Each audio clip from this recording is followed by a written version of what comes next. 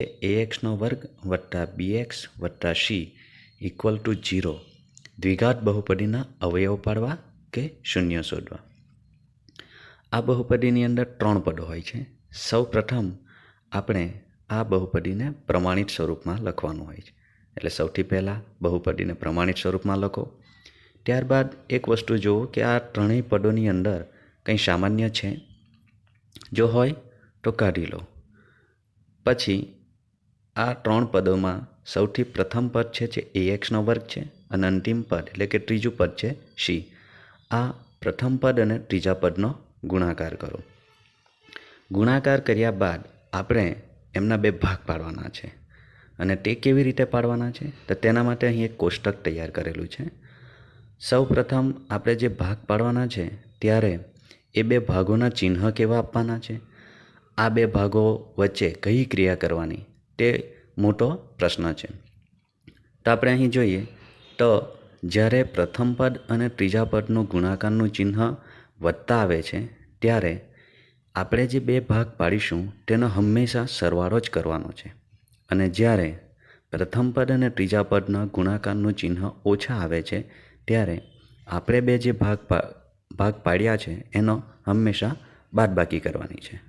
એટલે આપણે જોઈએ તો અહીં પ્રથમ પદ અને ત્રીજા પદનો ગુણાકારનું ચિહ્ન વત્તા હશે તો સરવાળો અને ઓછા હશે તો બાદબાકી।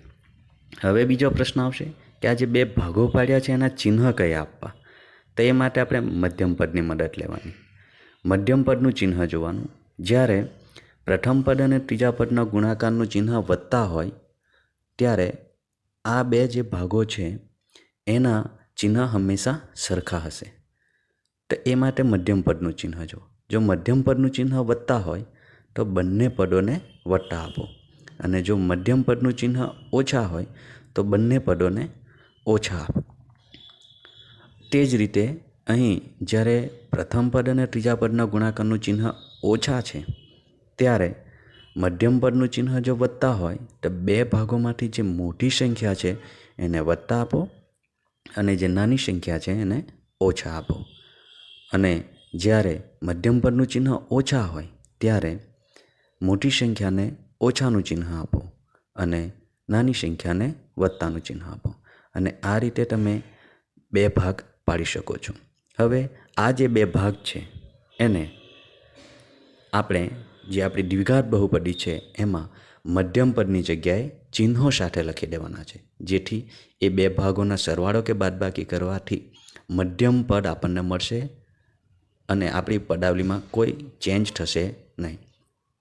આમ કરવાથી પ્રથમ પદ અને ત્રીજું પદ અને મધ્યમ પદના બે પદ લખતા કુલ આપણને 4 પદો મળશે।